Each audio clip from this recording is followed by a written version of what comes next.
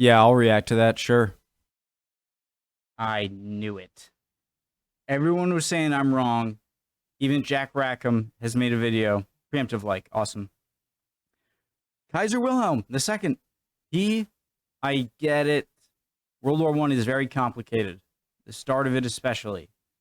But man, it seemed like to me, Wilhelm II, okay? And I saw some stuff that made him look, ooh, Portuguese monarchs, family tree. Hi, my name is Jack. What was I talking about? Oh yeah, so it's like this is what it seems to me. Okay, I am no expert.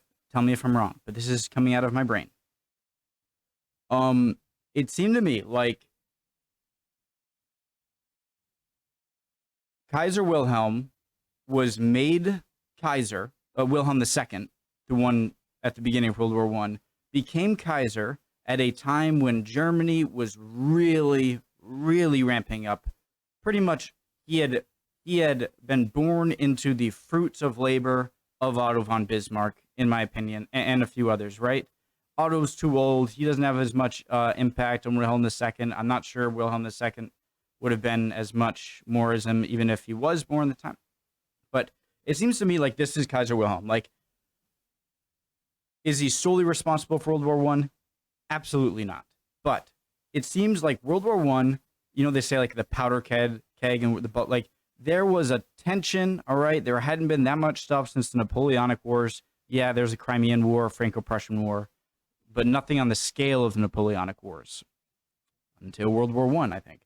But it's just it required a surgeon, okay, to if not avoid conflict in 1914, but at least make the conflict as little as possible. It required a surgeon in the position of Kaiser in Germany at the time, okay?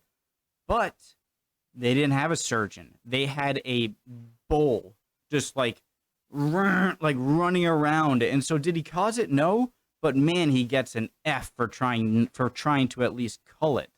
And from his later years, he seems okay. Like I guess after, but man, he just seemed like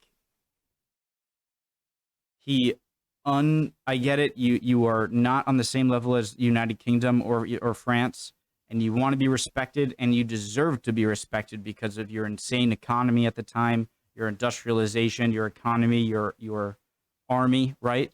And they're not giving it to you, and you want it, and the only way to do that is by force.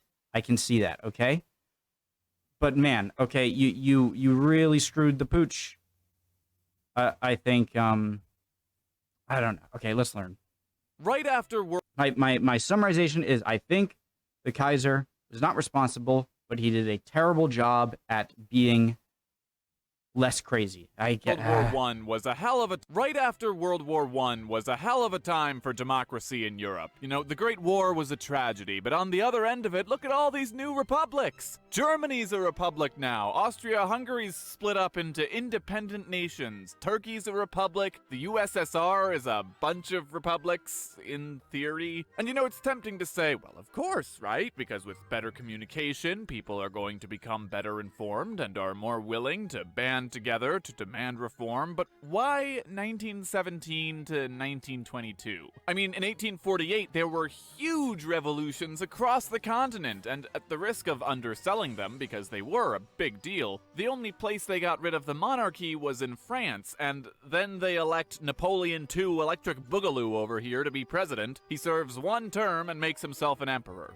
But after reading about Kaiser Wilhelm II, I have to wonder, how much of the reason all these monarchies died out after the Great War is because the monarchs in question were a bunch of chumps? Today I want to look at Kaiser Wilhelm II, because when he came to power, he inherited one of the most preeminent powers in Europe, with one of the world's most accomplished statesmen at his beck and call, and then managed to do nearly everything in his power to upset his neighbors, jump headfirst into a war on two fronts, and leave office with Germany in a spiral of debt, inflation, and eventually Nazis.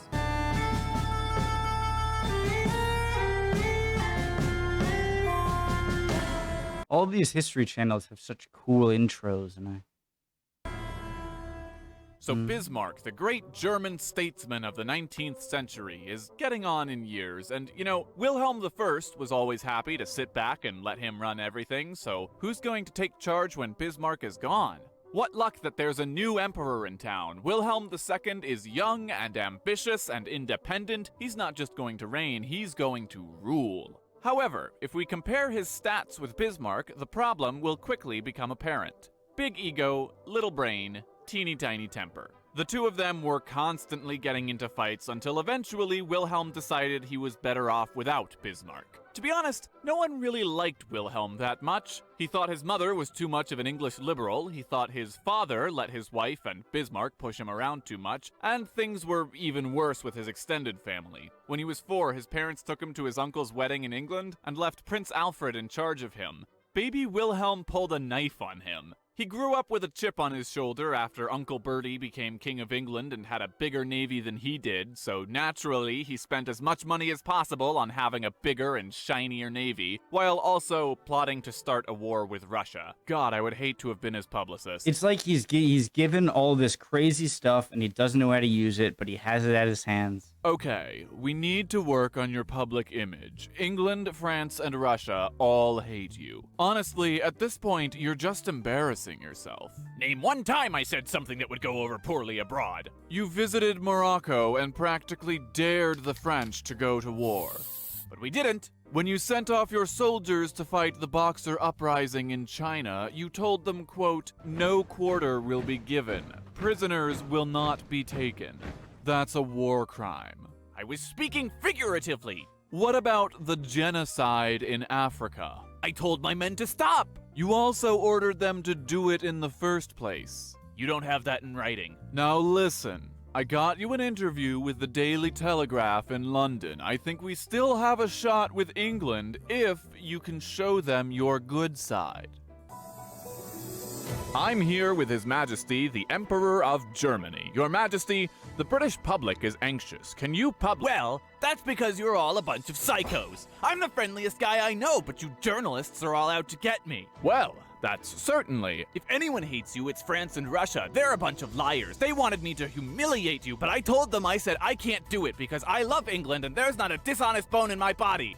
I quit. So perhaps it's no wonder that when Franz Ferdinand was shot and Austria-Hungary chose to pick a Let's go! Like he was just fight with Serbia, knowing that Russia was about to pick a fight with Austria-Hungary, Wilhelm sent Austria his unlimited support, because war with Russia is sort of what he's always wanted. So that means Germany's about to go to war with Russia, but France is friends with Russia, so that means France is about to go to war with Germany. So Germany invades France first, but they go through Belgium, so Britain goes.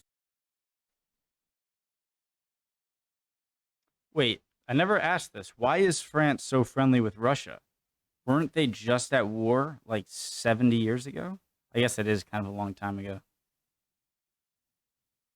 65 years prior? To war with Germany, and oh look, it's World War I. Wilhelm's generals Hindenburg and Ludendorff actually have great success against Russia, and they decide that Wilhelm screwed up enough already, so they pretty much take him out of power for the rest of the war, and run the country as a military dictatorship. Unfortunately, things on the Western Front aren't so peachy, and just before they lose the war, the German Revolution breaks out, and if you think World War I is complicated, revolutions are on a whole other level. The simplified version goes like this. By Jove, we've it. No, that's like a Britishism. I need something more German. By Woden? By Woden! Russia is defeated! Now we can focus on the Western Front. Germany's going to win! Just as long as the Western Front is... Oh, me. That's it, everybody! War's over! Hello? So I hear you're ready to surrender? Gotterdammerung, who invited the Americans? I hope you like freedom, because this war ain't over until the Kaiser's gone. The war's back on! So the German high command didn't really have any hope of winning, and it was pretty obvious that the men of the army knew, but things were even worse in... There was a particular German soldier in World War I who was very unhappy with all this. It was pretty obvious that the men of the army knew, but things were even worse in the Navy. The Navy's plan was to pretty much throw all of their ships at the British at once and hope for the best. I need my water.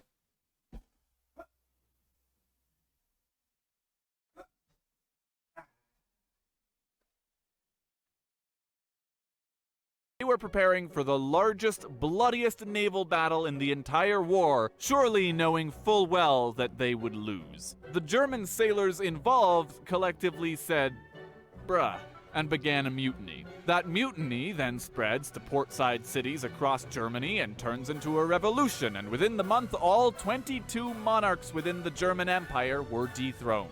Wilhelm fled the country, but don't feel too bad. Netherlands? He managed to take 60 freight cars worth of stuff with him, and that was just his furniture. I'm just gonna let this keep playing until we hit 60. Dude was rich.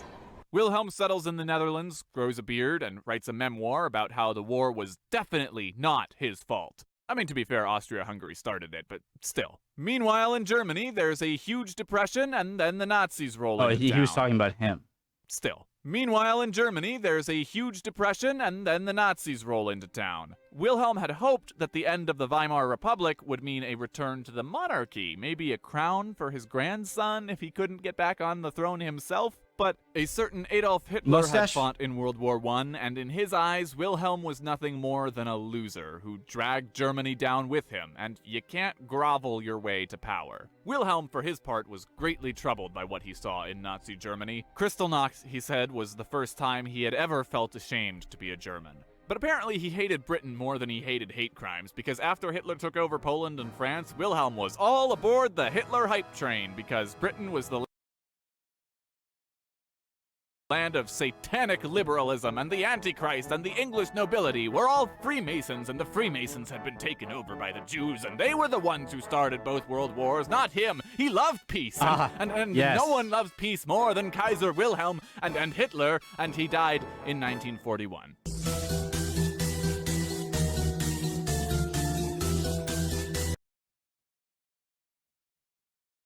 That was fun.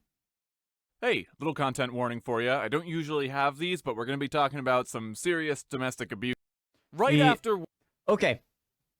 Cool little video. Hope you guys had a good time. Learned something, can teach me something. Hope you're doing well. Chin up if not. Trust me, you'll be fine. Bye, guys.